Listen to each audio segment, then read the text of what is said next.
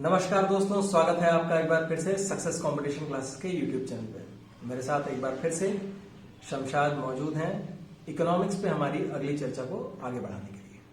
हम लोग आज बात करेंगे बैंकिंग सिस्टम के बारे में, जैसा कि हमने पिछले वीडियो में आपको बताया था। तो शमशाद, शुरू करते हैं। आज का टॉपिक बहुत ही इंटरेस्टिंग है क्योंकि पैसे रुपए के बारे में सब लोग जानना चाहते हैं और बैंकिंग सिस्टम को समझना चाहते हैं। तो जितने भी टर्म्स हमारे बैंकिंग सिस्टम यूज होते हैं, सबसे पहले ये ट्राई करते हैं कि बैंक बना कैसे, बैंक का आखिर में यूज किया है, क्यों आया सिस्टम अपने इकोनॉमी में। तो जैसे मान लो मेरे पास 100 रुपए है, ठीक है, और मुझे उसको कहीं रखना है सेफली, तो मैं जाकर बैंक में रख दूंगा। आपको क्या लोन चाहिए, कुछ अपना बिजनेस एक्सपेंड करना है, तो आपको क्या कि लोन चाहिए, आपको कोई पैसे दे दे, तो आप जाओगे बैंक के पास। तो ऐसा करके एक इंस्टीट्यूशन बना हमारा, जो बैंक बोलते हैं। मान लो अगर मैं अपना 100 रुपए रख रहा हूँ बैंक में, ठीक है, और बैंक मुझे पे कर रही है मान लो 10% इंटरेस्ट, ठीक है। आप जाके बैंक से लोन ले रहे हो और आपको बैंक लोन दे रही है मान लो 20% इंटरेस्ट रेट पे, यानी कि 1 साल बाद आपको 120 पे लौटाने होंगे बैंक को, मुझे 110 पे लौटाने बैंक मुझे देगा। यानी कि जो बीच का जो 10 रुपए है वो बैंक अपने लिए रख लेगा, उसका जो है उसकी इनकम हो जाएगा, रेवेन्यू हो जाएगी। तो फिर ऐसी बैंकिंग सिस्टम काम करता है, आपसे पैसे लेगा और किसी एक को लोन देके फिर अब एक्सपेंड होते रहता है अपनी इकोनॉमी जो भी है। तो बैंकिंग सिस्टम जो है एक तरीके से एक ऐसा संस्था है जो बीच में हमें पैसे प्रोवाइड कराती है, हमारे लेन देन को आसान बनाने के लिए इसे बनाया गया है। और साथ ही साथ इससे जो है सरकारें अपना मार्जिन भी बिल्कुल कमाती हैं, एक तरीके से वो बिचौलिए का काम करते हैं और अपने पैसे भी जनरेट करते हैं। और हमारे लिए भी थोड़ा कस्टमर के लिए इसी होता है कि हमारा पैसा सेफ है, घर में रहेंगे भाई, तो घर में रखेंगे तो चोरी हो जाएगी, उसका खराब हो जाए। अगर आप उसको लॉकर में रख दें तो जो मनी की जो वैल्यू होती है वो क्या डिक्रीज होती जाती है, क्योंकि इन्फ्लेशन होता जाता है। वही आप अगर बैंक में रख रहे हैं तो आपको 2% 4% जो भी है सेविंग अकाउंट में मिलेगा, या फिर आप कहीं टाइम डिपॉजिट कर रहे हैं, जैसे कि आप फिक्स डिपॉजिट कर दिए तो आपको कुछ इंटरेस्ट मिलता रहता है, तो फिर आपका जो है ऑफसेट कर देता है आपको जो भी इन्फ्लेशन है उसको। तो बैंकिंग सिस्टम जब तक नहीं था उसके पहले हम बार्टर सिस्टम से, या फिर जिसको वस्तु विनिमय का सिद्धांत कहा जाता है, उसके आधार पे हम वस्तुओं का आदान प्रदान करके, चीजों का आदान प्रदान करके जिसकी जरूरत जिसको होती थी उसको ले लेता था, लेकिन उससे प्रॉपर उसकी वैल्यू निर्धारित नहीं हो पाती थी। जैसे मेरे पास पीने का पानी है और किसी के पास दूध है, तो अब क्या दोनों अगर अवेलेबिलिटी एक की ज्यादा है और एक की कम है तो वैल्यू उसकी ज्यादा होनी चाहिए जिसकी अवेलेबिलिटी ज्यादा है। लेकिन यहाँ पर क्या होता था कि हमारे पास जो अवेलेबल है उसी को हम देके और ले लेते थे, ठीक है। तो उस तरीके से स्टैंडर्ड वैल्यू नहीं था, स्टैंडर्ड यूनिट नहीं था किसी भी चीज का कन्वर्जन के लिए। तो इसी कन्वर्जन को और उसी को स्टैंडर्ड करने के लिए बैंकिंग सिस्टम एक तरीके से लाया गया। और फिर रुपी भी इसलिए आया, रुपी क्या कर देता है आपको कि एक स्टैंडर्ड यूनिट फिक्स कर देता है कि आपको 10 रुपए में एक 1 लीटर मिल्क, 20 रुपए में 2 लीटर मिल्क, ऐसा आपको बिल्कुल फिक्स है कि आप मतलब सब कुछ स्टैंडर्ड चीजें कर देता है जी। तो अब हमने, जैसे कि हम बैंकिंग सिस्टम के बारे में बहुत ज्यादा नहीं जानते, हम ये नहीं जानते हैं कि बैंक किस तरीके से वर्क करता है, उसके अलग अलग टर्म्स हैं, टेक्निकल टर्म्स हैं जो केवल बैंक में यूज होते हैं, नॉर्मल लोगों को उन विषयों के बारे में नहीं पता होता है। तो उन्हीं चीजों के बारे में हम समझना चाहेंगे शमशाद, कि ये अलग अलग हम सुनते आते हैं, जो हमारा पेपर वगैरह में पढ़ते हैं कि मॉनेटरी पॉलिसी जो है सरकार ने ये निर्धारित की है, ये निर्धारित की है। ये मॉनेटरी पॉलिसी क्या होती है? मॉनेटरी पॉलिसी वो होती है, जितनी भी आप मॉनेटरी पॉलिसी टूल से जो भी आप जो मनी सप्लाई होती है इकोनॉमी में, उसको जब आप कंट्रोल करते हैं। और जब ये काम जब आरबीआई करता है, जिसको हम बोलते हैं बैंकर्स टू बैंकर, यानी कि सब बैंकों का ये एक बैंक है, या फिर सेंट्रल गवर्नमेंट है उसका जो बैंक होता है उसको आरबीआई बोलते हैं। जब वो मनी सप्लाई को इफेक्ट करे, या फिर अपने जितने भी टूल्स जो भी अपने सिस्टम से लगा के, फिर उसको मॉनेटरी पॉलिसी बोलते हैं। यही काम अगर गवर्नमेंट करे, जो मिनिस्ट्री ऑफ फाइनेंस वगैरह करती है, उसको हम बोलते हैं फिस्कल पॉलिसी बोलते हैं। हमारा आज का टॉपिक रहेगा सिर्फ मॉनेटरी पॉलिसी पे, जो भी आरबीआई हमारा टूल्स लगा के जो मनी को सप्लाई को देखता है और फिर इन्फ्लेशन को कंट्रोल करता है। सो आप ये कहना चाह रहे हैं कि मॉनेटरी पॉलिसी एक तरीके से जो पैसे रुपए से जुड़ी हुई पॉलिसी है वो बैंक निर्धारित करता है। कौन सा बैंक? तो सेंट्रल बैंक हर देश का अपना अपना होता है, हमारे देश में आरबीआई। बिल्कुल बिल्कुल। और जो फिजिकल पॉलिसी है वो गवर्नमेंट फिजिकल और मॉनेटरी पॉलिसी में बेसिक डिफरेंस क्या होता है वो समझा। अच्छा, जिसे मॉनेटरी पॉलिसी में कहा कि जो भी आपकी मनी सप्लाई है उसको इफेक्ट किया जाता है डिफरेंट एसएलआर सीएलआर से।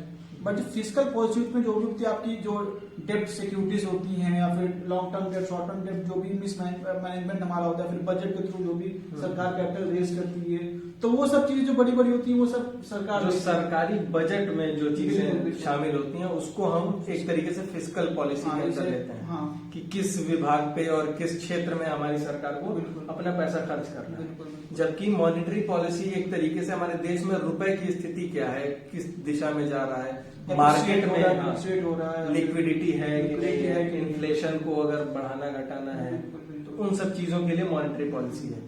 और फिर इसी मॉनेटरी पॉलिसी के लिए एक मॉनेटरी पॉलिसी कमेटी भी होती है, उसका काम क्या होता है? तो मॉनेटरी पॉलिसी कमेटी जो होती है वो हमारी आरबीआई की तरफ से भी कुछ लोग होते हैं, कुछ गवर्नमेंट साइड से भी नॉमिनेटेड मेंबर्स होते हैं। फिर इसका जो चेयरमैन होता है वो आपका होता है जो गवर्नर ऑफ आरबीआई होता है, ठीक है।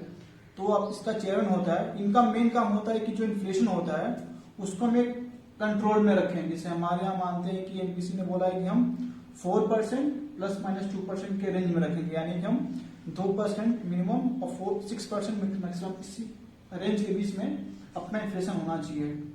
तो इनका वही मेन काम जो काम है वो है ये इन्फ्लेशन को मैनेज करना। और ये आपका ये इन ईयर फाइनेंशियल ईयर कई बार ये लोग मिलते हैं और रेट डिसाइड करते हैं डिपेंडिंग ऑन द इन्फ्लेशन है कि जो भी हमने टर्म्स लास्ट टाइम रेट किस चीज का मतलब वो मतलब ये भी रेपो जितने भी रेपो रेट हैं या फिर इन्फ्लेशन के हिसाब से जो भी हमें करना चाहिए, सप्लाई को सकिंग करना चाहिए मार्केट से, हमें पंप करना चाहिए मनी सप्लाई, वो सब देखते हैं ये लोग।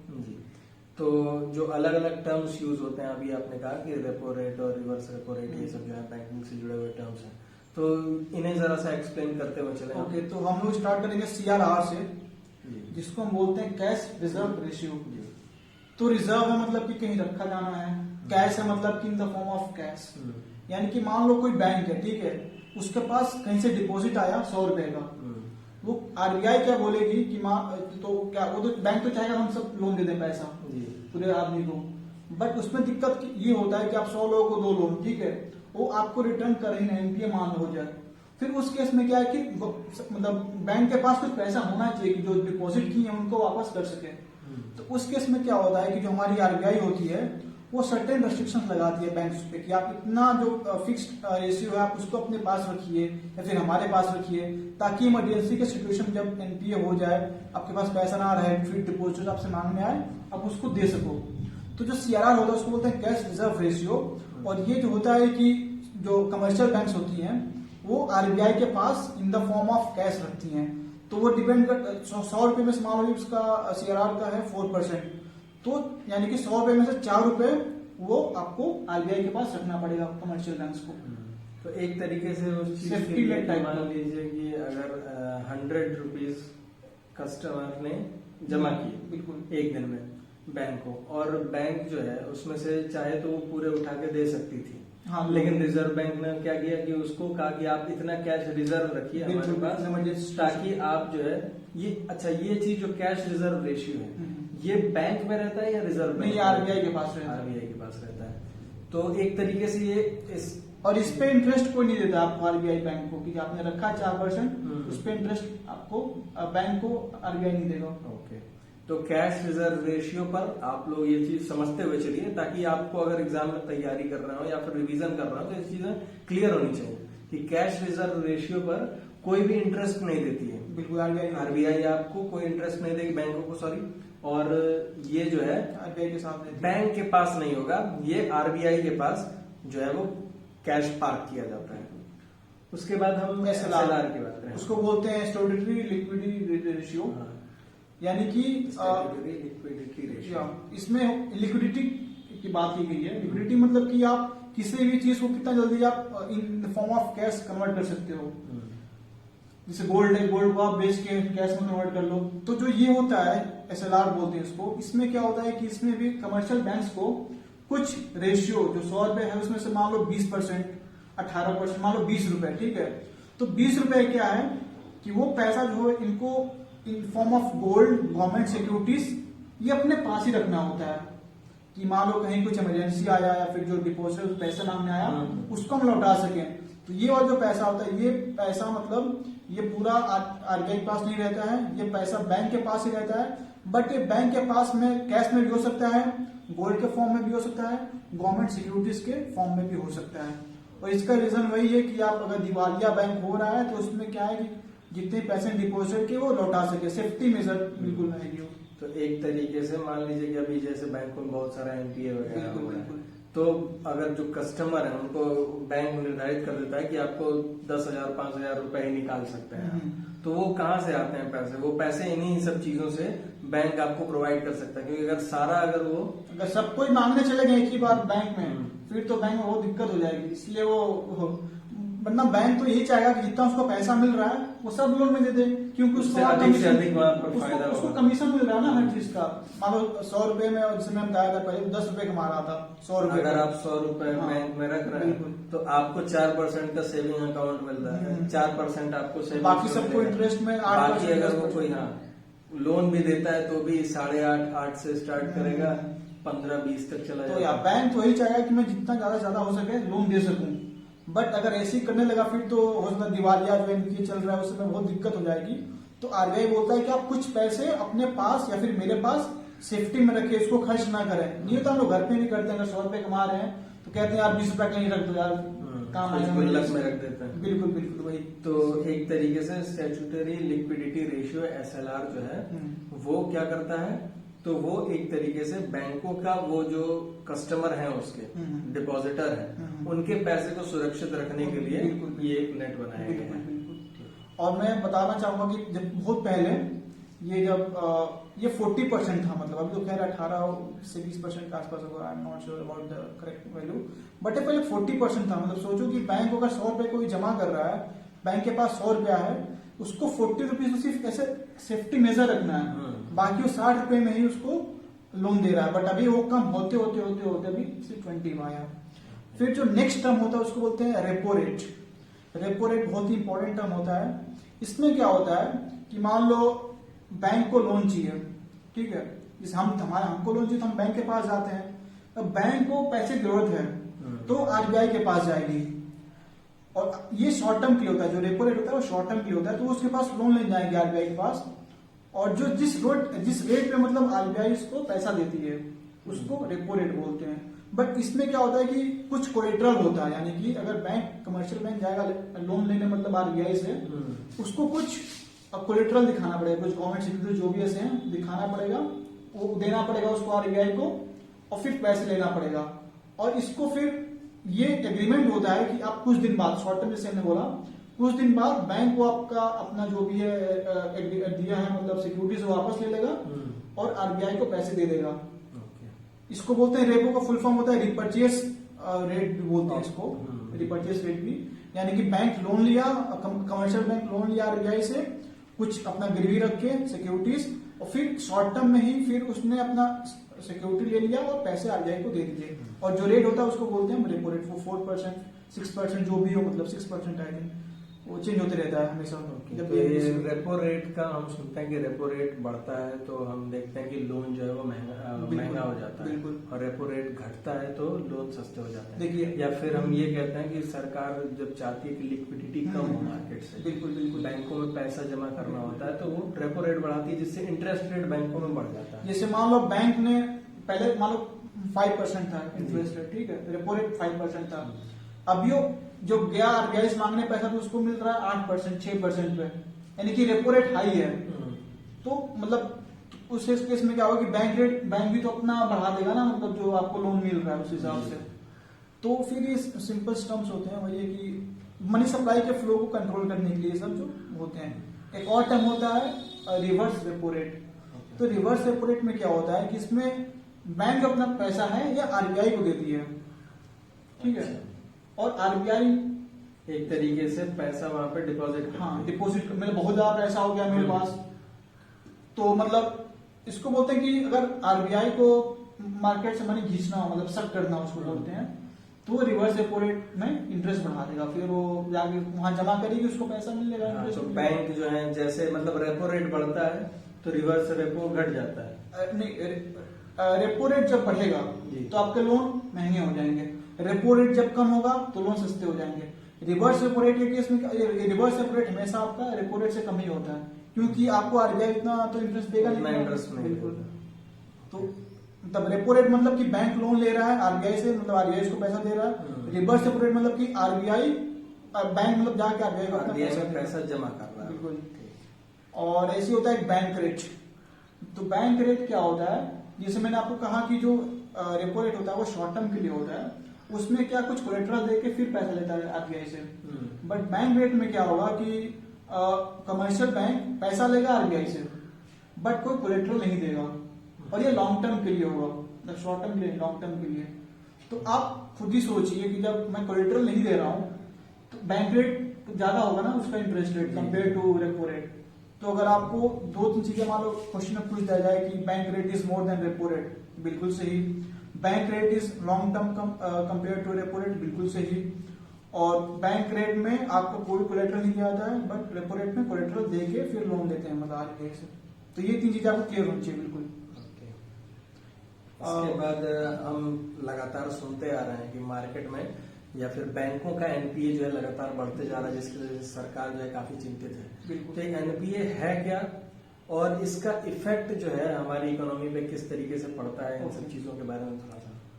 तो एनपीए, मान लो मैं एक बिजनेसमैन हूँ, ठीक है, मैंने आके बैंक से लोन लिया, बट मैंने सोचा था कि यार बैंक इकोनॉमी ग्रो करेगी, मेरा बिजनेस ग्रो करेगा, जो भी मैं लोन लिया हूँ वो सब मैं इंटरेस्ट देता रहूंगा, ईएमआई भरता रहूंगा अपने बैंक को। बट मान लो किसी वजह से मेरा बैंक इकोनॉमी डूब गई, या फिर मेरा इकोनॉमी स्लो हो गई, या फिर मेरा कंपनी सही से परफॉर्म नहीं कर रहा है, तो मैं जो लोन का जो अमाउंट है वो पे नहीं कर पा रहा हूँ बैंक को। यानी कि बैंक ने जो लोन दिया था ये समझिए कि उसको हर महीने फिक्स, मतलब उसको ईएमआई मिलते रहेंगे, मतलब उसको पैसे मिलते रहेंगे लोन अमाउंट, बट जो जिसने लोन लिया वो पे करने काबिल नहीं हो, पे नहीं कर रहा है। तो यानी कि हमारा जो एसेट है बैंक के हिसाब से, देखो बैंक का एसेट तो पैसा ही है, उसने पैसे दिए, लोन है उसके लिए एसेट, बट वो लोन उसके लिए पैसा नहीं ला रहा है, मतलब इनकम जनरेट नहीं कर रहा है, यानी कि उसका नॉन परफॉर्मिंग एसेट, यानी कि एसेट उसका परफॉर्म नहीं कर रहा है। तो ये बैंक के लिए बहुत बड़ा नुकसान होता है। जितने भी अब बड़े बड़े बिजनेसमैन, विजय माल्या हो गया, फिर और भी काफी सारे हैं, वो लेके पैसे भाग गए, तो बैंक के लिए तो नुकसान ही हुआ काफी, और पैसा हमारा ही है, मतलब हमने डिपॉजिट किया था, वो पैसा जाके किसी और दिया, वो लेके भाग गया, तो नुकसान तो हमारा ही हुआ ना एक तरफ से देखो तो इससे हमारे जो डिपॉजिट्स है उनका भी इंटरेस्ट खराब हो जाता है, फिर जो लेंडिंग एक्टिविटी है उसकी भी खराब हो जाती है, फिर जो बैंकों की हालत है वो भी खस्ता हो जाती है। तो ये सब इसके मतलब डिमेरिट्स हैं आपका एनपीए के। सरकार इस पे काफी काम कर रही है, आपका काम कर रही है, लेकिन देखते हैं कि कितना सक्सेसफुल है। तो एक्चुअल में हम अगर एनपीए की बात करें तो कब एक जो लोन है वो एनपीए में कन्वर्ट, अगर उसका 90 डेज, जैसे एसेट जो भी होता है उसको पहले स्ट्रेस्ड होगा, मतलब कि थोड़ा यार लगेगा कि यार ये लोन मिलेगा नहीं, मतलब ऐसा नहीं तुरंत ही आपको पता चलेगा कि एनपीए हो गया, नहीं। उसमें क्या होता है कि मान लो मैंने लोन लिया है, मैं पेमेंट शुरुआत में नहीं कर रहा हूँ, मैं कुछ आनाकानी कर रहा हूँ, आप भी किसी दोस्त को धार देंगे, लगते हैं आनाकानी करना, अरे यार ले लेना कल परसों ले लेना, तो फिर आपको एक महसूस होगा यार कि ये होने वाला है मतलब, तो उसको बोलते हैं स्ट्रेस एसेट, यानी कुछ उसमें स्ट्रेस आ रहा है। फिर अगर मान लो मैं 90 डेज तक आपको इंटरेस्ट पे नहीं कर रहा हूँ, तो फिर उसको आप एनपीए क्लासिफाई कर सकते हो 90 डेज का पीरियड। तो यहाँ पर एक चीज समझ में आ गई कि एनपीए बैंक तब घोषित करता है जबकि 3 महीनों की अगर आपने किस्त जमा नहीं की है तो आपका लोन जो है वो एनपीए की लिस्ट में चला जाएगा। बिल्कुल बिल्कुल। अच्छा, हम एक और चीज सुनते आ रहे हैं, एनपीए से ही जुड़ा मुद्दा है कि ये राइट ऑफ कर दिए जाते हैं लोन को। राइट ऑफ मतलब वो चीज होता है कि यार कि बिल्कुल बैंक ने जो लोन दिया है, मान लो जो भी दिया पैसा, अब उसको पूरा उम्मीद हो गया कि यार ये पैसा नहीं आने वाला हमको, तो फिर अपने बैलेंस शीट से उसको राइट ऑफ कर देगा, यानी कि ये पैसा मुझे कभी नहीं मिलेगा। तो राइट ऑफ मतलब वही सिंपल सी कि अब मुझे पूरी उम्मीद है कि मुझे पैसा नहीं मिलेगा। अच्छा, ये बैंक का जो बैलेंस शीट होता है उसको हिल जाता है पूरा। अच्छा, तो इस चीज को कुछ मेंटेन करने के लिए गवर्नमेंट एक नए तरीके के बैंक वगैरह बना रही है जिसको हम बैड बैंक्स कह रहे हैं। बिल्कुल तो बिल्कुल। उनका क्या काम होगा इसमें? तो जिसे आपने बोला बैड बैंक, तो आई थिंक ये आपको ज्यादा अच्छे से पता है क्योंकि आपने इसके बारे में ज्यादा पढ़ा, मुझे लग रहा है मेरे हिसाब से। मैंने मतलब जहां तक पढ़ा था, अभी ये इस पे इसमें चर्चा चल रही है। जहां तक मैंने पढ़ा है इसका ये है कि वो बहुत सारे एनपीए को बेच देंगे और फिर वो जो भी बैंक है वो इतना देखेगी कि इसको कैसे हम रिकवर करें पैसा। तो मैंने भी यही पढ़ा था कि बैड बैंक्स में आप जो भी क्या कहते हैं पैसा है, अलग अलग बैंकों का एनपीए जो है, उसे अगर जो चीज वो राइट ऑफ कर देते हैं और उससे बैलेंस शीट बिगड़ जाती है, तो उस चीज को सुधारने के लिए ये किया गया कि जितने भी ये बड़े बड़े एनपीए हमारे क्रिएटेड हैं उनको हम एक बैंक के पास ट्रांसफर कर यानी कि ये मतलब वही हो गया कि एक कबाड़ी वाला दे दिए, मान लो आपका पेपर है वो लग रहा है खराब होगा पेपर, आपने क्या उसको कबाड़ी वाले को दे दिए।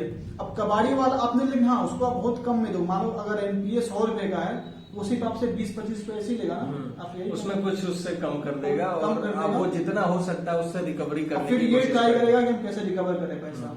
अच्छा, तो बैड बैंक्स हमारे इस तरीके से। अच्छा, ये हमने जितना भी हमने आरबीआई का जो मॉनेटरी पॉलिसी जो टूल्स है हमने जो टर्म यूज किया है, repo rate, reverse repo rate, जो भी होता है बैंक रेट वगैरह, तो इनका काम वही होता है यार कि सप्लाई जो होता है मनी सप्लाई उसको हम कंट्रोल करें और जो इन्फ्लेशन अल्टीमेटली उसको कंट्रोल करें। ठीक है, इसमें हम दो मॉनेटरी पॉलिसी यूज करते हैं, एक होता है कि एक्सपेंसिवली मॉनेटरी पॉलिसी और एक होता है टाइट मॉनेटरी पॉलिसी। एक्सपेंशनरी मतलब कि हम खोल रहे हैं तरह से, हाँ, उसमें ये होता है कि आपको जो लोन होता है ना, मान लो अगर इकोनॉमी उतनी अच्छी नहीं चल रही है, हम क्या कर देंगे कि आपका लोन जो रेट होता है उसको हम बिल्कुल सस्ता कर देंगे, आप आओ लोन ले जाओ जाके इसको और व्यापार बढ़ाओ अपना, तो वो होता है एक्सपेंशनरी। और टाइट मॉनेटरी पॉलिसी मतलब ये होता है कि लोन जो होता है आपको मिलना बहुत मुश्किल होता है, उसकी जो रेट होती है बहुत हाई कर देती है हम लोग, ईएमआई जो भी आपको होता है। तो ये आपका दो मॉनेटरी पॉलिसीज है जो बैंक यूज करते हैं। तो देखिए, अगर आप सिंपल भाषा में समझना चाहें, जो अभी शमशाद ने कहा कि दो तरीके की मॉनेटरी पॉलिसी है, टाइट और एक्सपेंसरी। बिल्कुल। जब एक्सपेंसरी की बात होती है तो आप ऐसे समझिए कि जब सरकार ज्यादा लोन बांटे, बिल्कुल ठीक है, जब लोन जो है वो सस्ती दरों पे मिल रहा है तो उसको हम कहते हैं एक्सपेंसरी पॉलिसी। बिल्कुल। और जब क्या करे सरकार ये कर दे कि आप लोन लेने से हिचकिचाएं, बैंक में लोन लेने के लिए ना जाएं, इस तरीके की पॉलिसी बनाए तो उसको हम कहते हैं टाइट पॉलिसी। उसमें एक तरीके से सरकार जो है ये करती है कि मार्केट से पैसे जो है उसको कम करती है, कैश को कम करने की कोशिश करती है। यानी कि एक्सपेंशनरी में आपका पूरा पैसा पंप कर देगा आरबीआई और टाइट में आपका पूरा पैसा सट कर देगा। ऐसा देखिए, इसके रीजन दो हो सकते हैं। बिल्कुल। सबसे पहला आप ही इस चीज को अच्छे तरीके से समझाएं कि क्यों एक्सपेंसरी पॉलिसी का यूज होता है और क्यों एक्सपेंसिव हम लोग क्यों करते हैं। मान लो कि एक कोई सामान है 100 रुपए का, ठीक है, 100 रुपए का हो गया, और जिसे मैं टाइट से समझा रहा हूँ, टाइट मॉनेटरी पॉलिसी, 100 रुपए का सामान है, अब सबके पास 100 रुपए हैं, तो क्या उस प्राइस का और बढ़ जाएगा, मतलब जो प्रोडक्ट होगा उसका प्राइस और बढ़ेगा क्योंकि सबके पास पैसा है। उस केस में क्या करेगा आरबीआई कि मतलब कि इन्फ्लेशन बहुत ज्यादा है, उसको रोकने के लिए क्या करेगा, वो पैसा जो भी है मार्केट सट कर लेगा, यानी कि आपका इन्फ्लेशन कम करेगा। यानी कि टाइट मॉनेटरी पॉलिसी से हम इन्फ्लेशन कम करते हैं। ठीक है, एक्सपेंसिवली में क्या होता है कि मान लीजिए हमारा करेंटली जो कोविड आया हुआ है, ठीक है, इसकी वजह से क्या हुआ कि हम कंजम्पशन हमारा काफी कम हो गया है, और जैसे मैंने जीडीपी में बताया कि कंजम्पशन भी उसका कंपोनेंट होता है। तो अगर आपके पास पैसा नहीं है खर्च करने को, तो बैंक मतलब आरबीआई क्या करेगा, बैंक से बोलेगा कि आप लोग क्या बिल्कुल कुछ सस्ता में लोन दीजिए, तो रेपो रेट कम कर देगा, आपको सस्ते में लोन मिलेगी, आप जाकर खर्च करोगे, उससे इकोनॉमी बूस्ट होगी और बढ़ेगा। तो मतलब आपका कि एक तरह से देखो तो एक तरीके से मार्केट में डिमांड पैदा करने की। बिल्कुल बिल्कुल, तो मनी सप्लाई बढ़ा के डिमांड जनरेट किया जा रहा है। अभी क्या होगा कि अभी हम लोगों के पास पैसा नहीं है, बिल्कुल, तो इस कंडीशन में सरकार क्या कर सकती है कि लोन को सस्ते कर देगी। मार्केट में अभी आप लोग देख रहे हैं कि अलग अलग गाड़ी सरकार लीजिए, आप होम लोन लीजिए, आप ऑटो लोन लीजिए, या फिर कोई व्यापारी है, बिजनेस है, तो एमएसएमई के लिए भी नई नई जो पॉलिसीज आ रही हैं, उनके लिए भी नए नए जो है योजनाएं सरकार लेके आ रही है, ताकि वो लोन लेके अपना बिजनेस एस्टेब्लिश कर पाए, क्योंकि बहुत सारे लोगों के पास इस समय जॉब चली गई। बिल्कुल, तो सरकार ये कोशिश करेगी कि आप इकोनॉमी में उसको सपोर्ट करें। डिमांड पैदा करने के लिए ये जरूरी है कि आपके पास पैसे होने चाहिए, तभी आप चीजों को खरीदोगे। बिल्कुल। तो अभी तक हमने क्या समझा, बैंक क्या होता है, बैंक क्यों बना, मॉनेटरी पॉलिसी क्या होता है, मॉनेटरी पॉलिसी कमेटी क्या होता है, फिर आरबीआई का रोल क्या है, आरबीआई क्या होता है, फिर उसके मॉनेटरी पॉलिसी टूल्स के कितने टर्म्स होते हैं, उसमें रेपो रेट होता है, रिवर्स रेपो रेट होता है, CRR होता है, SLR होता है, आपका एक्सपेंसिव मॉनेटरी पॉलिसी होता है, आपका टाइट मॉनेटरी पॉलिसी होता है, इसको कॉन्ट्रैक्टरी बोलते हैं, आपका NPA क्या होता है, आपका बैंक रेट क्या होता है। हमने इतने टर्म्स अब तक सीख लिए, इसमें कोई कंफ्यूजन नहीं होना चाहिए, बिल्कुल बिल्कुल सिंपल आम भाषा हमने समझाया इसको। ओके सर, अब अगर हम लिक्विडिटी या अभी हमने कई सारे टर्म्स और यूज किए हैं, उसको भी हम थोड़ा सिंप्लीफाई करने की कोशिश करते हैं। जैसे कि अभी आपने बात की एसेट की, बिल्कुल NPA जो है उसको हम कहते हैं नॉन परफॉर्मिंग एसेट, ठीक है। तो एसेट क्या होता है वो भी समझा दीजिए, ताकि बहुत लोग यहाँ पर ये भी ऐसे भी होंगे जो एसेट वो चीज होती है जो कि हमारे लिए इनकम जनरेट करती हो। जैसे मान लो मैं एक फैक्ट्री सेटअप किया हूँ, ठीक है, उसमें मैंने कुछ मशीनरी लगा दी है जिससे प्रोडक्शन होगा, तो मेरे लिए जो मशीनरी है मेरे लिए एसेट ही है, क्योंकि उसकी वजह से मेरे लिए इनकम प्रोडक्शन हो रहा है और अल्टीमेटली रेवेन्यू और इनकम जनरेट हो रहा है, वो एसेट हो गया आपका। और एसेट आपने बताया कि फैक्ट्री हो गई। अगर मान लीजिए फैक्ट्री का मशीनरी है, मैं अगर मान लीजिए कि घर खरीदता हूँ, बिल्कुल ठीक है, और घर में मैं रह रहा हूँ, बिल्कुल, तो क्या वो मेरे लिए एसेट है? देखिए टेक्निकल टर्म्स में तो जो आपको जनरेट करे आप, वो तो मेरे लिए लाइबिलिटी में बोलूंगा, मतलब अपना अपना परसेप्शन होता है, कोई डेफिनेशन नहीं है, बट मैं उसको लाइबिलिटी बोलूंगा। लाइबिलिटी इसलिए क्योंकि वो हर साल जो घर का जो वैल्यू है वो क्या डिप्रिशिएट हो रहा है, मतलब आज 10 लाख का आपने लिया तो उसका पेंटिंग आप कराएंगे, मेंटेनेंस कराएंगे, चेयर वेयर जो भी टूटेगा, आपका बेड टूटेगा, तो एक तरह से वैल्यू डिप्रिशिएट हो रही है। डिप्रिशिएट इन द सेंस कि आपका जो वैल्यू है वो कम हो रहा है। बट वही आपने घर में मान लो किसी को किराए पे दे दिया आपने मकान, आपने उसी में कुछ सेटअप कर लिया, कुछ इंडस्ट्री वगैरह छोटा मोटा कोई MSME टाइप का दुकान खोली, बिल्कुल दुकान खोली, जो आपके लिए पैसा हर मंथली दे रहा है, तो आपके लिए एसेट हो जाएगा। तो वो सारी चीजें, जैसे आप गाड़ी खरीदते हो तो गाड़ी हर साल वो उसके दाम जो है वो क्या हो रहा है, अगर कम होता चला जाएगा।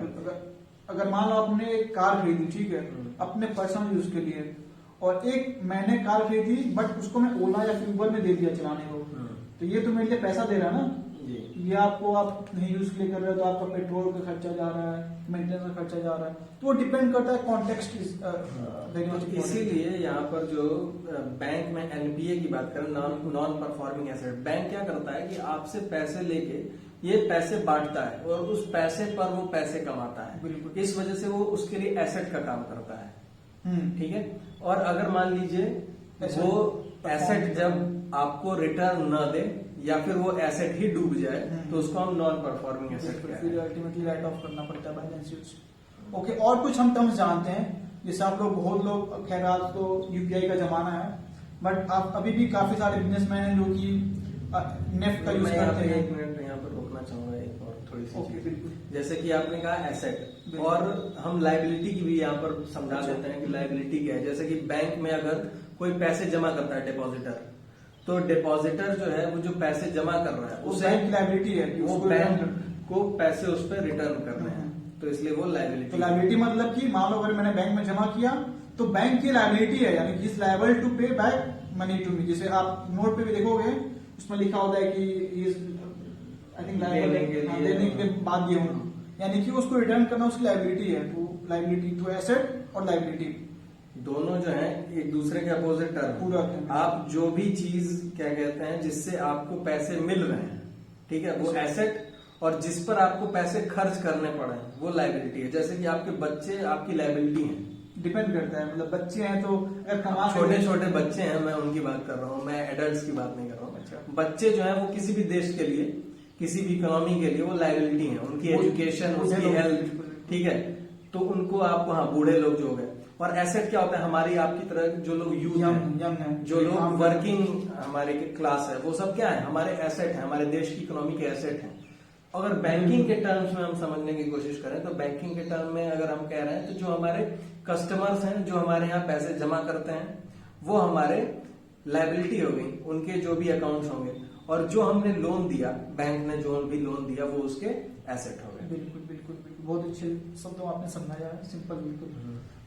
और आप अब जो कह रहे थे, अच्छा, जैसे अभी तो आप लोग बहुत सारे फोन पे यूज करते हो, पेटीएम यूज करते हो, अमेजोन पे यूज करते हो, गूगल पे यूज करते हो, उसमें क्या होता है कि अभी UPI का कॉन्सेप्ट चल रहा है, और उसमें क्या होता है कि आप डायरेक्टली मतलब कोई आपको वॉलेट में नहीं डालना पैसे वैसे, बट पहले जो हमारे जमाने में थे, अभी भी नेफ्ट है, आरटीजीएस है, उसमें क्या था, जो बड़े बड़े बिजनेसमैन हैं जिनको अच्छा खासा पैसा अमाउंट ट्रांसफर करना पड़ता है, जैसे यूपीआई में लिमिट है कि आप डेली इतना ही कर सकते हैं ट्रांसफर पैसे, बट मान लो मैं बहुत बड़ा बिजनेसमैन हूँ, मुझे लाखों में करना है ऐसे ट्रांसफर पैसे, तो उसके लिए मैं नेफ्ट यूज करूंगा या फिर आरटीजीएस यूज करूंगा, ठीक है। तो जो नेफ्ट का फुल फॉर्म होता है वो होता है नेशनल इलेक्ट्रॉनिक फंड ट्रांसफर, ठीक है। ये नेफ्ट का हो गया फुल फॉर्म। इसमें क्या होता है, कुछ सर्टेन लिमिट तक ही, मतलब 3 लाख 2 लाख जो भी एक लिमिट, अपर लिमिट, मिनिमम 1 रुपया और मैक्सिमम 2 या 3 लाख तक ही मैं इसको पैसे भेज सकता हूँ, ठीक है। इसका जो सेटलमेंट होता है वो तुरंत नहीं होता है, इसका टाइम लगता है, आधे घंटे का बैच चलता है, उसके हिसाब से होता है। बट जो आरटीजीएस होता है उसका फुल फॉर्म होता है real time gross settlement. Real time मतलब कि बिल्कुल तुरंत, और ग्रॉस मतलब कि टोटल, यानी कि आपका जो मान लो, लेकिन इसमें जो होता है मिनिमम अमाउंट जो होता है वो 2 लाख या 3 लाख मिनिमम इतना होता है, 1-2 रुपया नहीं होता है, और मैक्सिमम कुछ भी हो सकता है, ठीक है।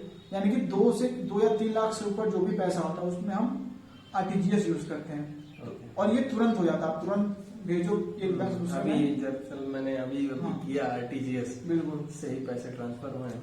तो आरटीजीएस में आप देखें 2 तरीके के, यहाँ पर आपने 3 तरीके के ट्रांसफर हम कर सकते हैं बैंक से। यूपीआई आजकल सब लोग यूज कर रहे हैं, सरकार ने अभी अभी इसे लॉन्च किया था कुछ दिन पहले ही, भीम ऐप का यूज करते हुए, और अलग अलग आपके पेटीएम वगैरह जो भी अलग अलग बैंक हैं, तो उन सबका यूज करते हुए यूपीआई का इस समय प्रचलन ज्यादा बढ़ गया है। यूपीआई लेकिन उसकी एक लिमिट है, वो कम पैसे उससे आपको डेली आप 1 लाख 2 लाख ऐसे कुछ लिमिट होती है। बट जो आरटीजीएस है, जो आपका नेफ्ट है, उसमें लिमिट नहीं होती है। उसमें ये कि अपर लिमिट हो सकती है, लोअर लिमिट हो सकती है, ये हो सकती है, बट जो अमाउंट का होता है वो एक दिन में कितना सकता है उसका कोई लिमिट नहीं है। तो बड़े बड़े जो बिजनेसमैन वो यूज करते हैं, या फिर जिनका एमएसएमई में लोग हैं। तो जैसे आरटीजीएस है, इसमें आपके कुछ पैसे कटते भी हैं, यूपीआई में आई थिंक नहीं, अभी आई थिंक मेरे हिसाब से गवर्नमेंट ने भी इसको वेव ऑफ कर दिया है टू इम्प्रूव डिजिटल ट्रांजेक्शन है। उसके लिए हमारी ये बहुत बड़ी वो बोलते हैं, क्या बोलते हैं, एक सोच है डिजिटल इकोनॉमी की। हाँ, तो उसके लिए पहले पैसे लगते थे, सोसाइटी हम जो बनाना चाहते हैं, हमारा था पहले 2 रुपए 4 रुपए लगता था ट्रांसफर करने में, वो उन्होंने गवर्नमेंट ने वेव ऑफ कर दिया। और भी कुछ टर्म्स हैं, जैसे कि आपका एलएएफ हो गया, उसको बोलते हैं हम एलएएफ, यानी कि liquidity adjustment facility. Liquidity adjustment मतलब कि मान लो बैंक्स हैं, ठीक है, उनका डे टू डे एक्टिविटी, मान लो कोई जमा किया इतना ही 100 रुपए, ठीक है, बट जो डिपोजिटर्स हैं, जो कि मतलब जो अपना पैसा वापस लेने आएगा 200 रुपए, बैंक ने अपना खोला करेंसी, तो उसमें से 85 रुपए मिला, यानी कि 100 रुपए जमा हुए, 50 रुपए उसके चेस्ट में है, 150 रुपए, बट जो लोग वापस मांगने आए अपना पैसा जिन्होंने ऑलरेडी जमा किया था बहुत पहले, वो 200 रुपए है, यानी कि बैंक के पास 50 रुपए तो शॉर्ट हो जाएगा ना, फिर वो पैसे लेगा, मतलब उसको हम बोलते हैं लिक्विडिटी एडजस्टमेंट। जो डे टू डे एक्टिविटी जो भी एडजस्टमेंट करता है उसको एलएफ होता है। एक होता है एमएसएफ, उसको बोलते हैं मार्जिनल स्टैंडिंग फैसिलिटी। उसमें क्या होता है कि जो बैंक्स होती हैं वो सिर्फ एक रात ओवरनाइट के लिए आरबीआई से बोरो करती हैं, ठीक है, अगेंस्ट, बट उनको कुछ कोलेटरल देना पड़ता है, जैसे गवर्नमेंट सिक्योरिटीज वगैरह होती हैं, इसको हम बोलते हैं एमएसएफ, यानी कि एलएफ जो आपका डे टू डे एक्टिविटी को शायद बैंक आपस में भी कर सकते हैं, बट जो एमएसएफ होता है वो आप आरबीआई से लेते हो सिर्फ 1 रात 2 रात के लिए, एक ओवरनाइट के लिए ही, उसमें आपको कुछ कोलेटरल देके जैसे गवर्नमेंट सिक्योरिटीज आपको लेना होता है पैसा। देखिए एक चीज यहाँ पर लिक्विडिटी क्या होती है, लिक्विडिटी जो है वो आपका कैश। हाँ, लिक्विडिटी मतलब कि, हाँ, लिक्विडिटी मतलब कैश कितना आपके पास, या फिर आपके पास कैश, या फिर जो आपका गोल्ड है उसको कितना जल्दी आप कैश में कन्वर्ट कर सकते हो। लिक्विडिटी मतलब कि इसमें बहुत सारे होते हैं, M0, M1, M2, M3, M5 ये होता है, ठीक है, बट जो M0 होता है वो सबसे ज्यादा लिक्विड होता है, M1 उससे ज्यादा मतलब कम लिक्विड, ऐसी कम लिक्विडिटी होती है। हाँ, तो ऐसे ही चलता रहता है, वो समझ नहीं जाएंगे डिटेल्स में, बट यही लिक्विडिटी मतलब कि आप कितना चीज जल्दी उसको आप कैश के फॉर्म में कन्वर्ट कर सकते हो। अगर कैश में है तो फिर सबसे अच्छी बात है, जैसे मान लो आपके पास कैश है पर्स में तो बहुत ज्यादा लिक्विड है। अगर आपके पास डीडी है या फिर आपके पास बैंक में पैसा, तो आप जाकर उसको निकाल के वो आपके पास, जितना जल्दी आप उसको खर्च कर सकते हो, ठीक है, आपके पास है आज और अभी आप कोई सामान लेके उसको खत्म कर दो, तो वो जो है वो लिक्विड हो गया, ठीक है। लेकिन अगर मान लीजिए आपको उसमें थोड़ी सी दिक्कत हो गई, उसको आपको बैंक में जाना पड़ रहा है, 1 घंटे लग जा रहा है, तो क्या है उसकी लिक्विडिटी कम हो गई। एटीएम है तो कैश से उसकी थोड़ी सी कम जो है लिक्विडिटी है। ऐसी मान लो आपने कहीं पोस्ट ऑफिस में जमा कर दिया है, फिक्स डिपॉजिट कर दिया है, टाइम डिपॉजिट कर दिया है कि आपको 5 साल बाद 10 साल बाद मिलेगा पैसा, उतना लिक्विड वो नहीं है। बस वही लिक्विडिटी वही चीज होती है। लिक्विडिटी का मतलब ये है कि हम पैसे को कितनी जल्दी खर्च कर सकते कितना जल्दी मतलब पैसे हम कैश में कन्वर्ट कर सकते हैं। कैश में कन्वर्ट करना या फिर हम कोई चीज उससे ले सकते हैं। अगर मान लीजिए कि हम आजकल प्लास्टिक मनी का यूज कर रहे हैं तो वो जो है एक तरीके से क्या है, वो लिक्विडिटी बढ़ाने के लिए है। प्लास्टिक मनी मतलब जो आप डेबिट कार्ड, क्रेडिट कार्ड, ये सब जो चीजें जो खुद को प्लास्टिक मनी बोलते हैं। और एक और चीज है आजकल जो है बिटकॉइंस और क्रिप्टो करेंसी के बारे में थोड़ा सा इसके बारे में भी आप बता दें तो वैसे तो वीडियो काफी लंबी हो चुकी है। ठीक है, क्रिप्टो करेंसी जैसे कि आपका बिटकॉइन हो गया, इथेरियम हो गया, लाइटकॉइन हो गया, सब जितने भी टर्म आपका XDA हो गया, ये जितने भी करेंसी हैं, इसमें क्या होता है, इसमें इनको कोई कंट्रोल नहीं करता। जैसे आप बैंक है तो बैंक को कंट्रोल कर रहा है आपका आरबीआई कंट्रोल कर रहा है central government. But crypto currency case में क्या होता है, इसमें कोई आपका रोल करने वाला ऊपर से नहीं है। जैसे आप बैंक में बहुत सारे चार्जेस देते हो, 2% 4% इंटरेस्ट, फिर आपको हर तो कुछ ना कुछ चार्जेस देना पड़ता है। बट आपका जो बिटकॉइन या फिर जो क्रिप्टो करेंसी है, इसमें आपको कोई चार्ज नहीं देना है। मालूम है आप अपने पास से आपको पैसे भेज रहा हूँ तो आपने बताया जैसे कि पहले नेफ्ट में रखता था 2 रुपए 4 रुपए जो भी है, बट वही मैं आपको बिटकॉइन के थ्रू भेजूं तो मुझे 1 भी रुपये वेस्ट नहीं करना पड़ेगा इन सब ट्रांजेक्शन फी, यानी कि आपका ट्रांजेक्शन फी नहीं लगेगा, कोई कंट्रोल करने वाला इनका नहीं है, मतलब ये इनोमियस है। फिर इसमें क्या होता है, आपके पास बिटकॉइन की बात करते हैं, उसमें क्या एड्रेस होता है आपके पास फिजिकल, वो एक मतलब क्या बोलते हैं, उसमें एक कोड के फॉर्म होता है एड्रेस। और अगर वो एड्रेस मेरे पास है, अगर वो एड्रेस इनके पास है, तो मैं इनका एड्रेस लेके उस पर पैसे तुरंत भेज दूंगा। उसमें मुझे इनका नाम पता कुछ नहीं लिखना है, सिर्फ वो एक कोड जो है वो डालना अपने कंप्यूटर में, इनको भेज देना है। इसमें कोई सरकार कुछ नहीं जानती, कोई सेंट्रल बैंक कोई आपको कोई कुछ कंट्रोल नहीं कर पाएगा। तो यानी कि फ्यूचर में देखें तो हमारा यही होने वाला है। फ्यूचर करेंसी डिपेंडेंसी जो है हमारी की बैंकिंग सिस्टम से कम होगी। बैंकिंग सिस्टम में काफी सारी प्रॉब्लम्स हैं जिसकी वजह से जो है थोड़ा सा लोगों में आजकल आप देख रहे हैं कि अविश्वास एक तरीके से पैदा हो गया। मान लो एग्जाम्पल दे रहा हूं, मान लो मेरे पास बिटकॉइन है एक, ठीक है, और मैं गया अमेरिका, ठीक है, तो मुझे क्या रुपीस को कन्वर्ट करना पड़ेगा डॉलर में, फिर डॉलर के थ्रू मुझे कुछ खरीदना पड़ेगा।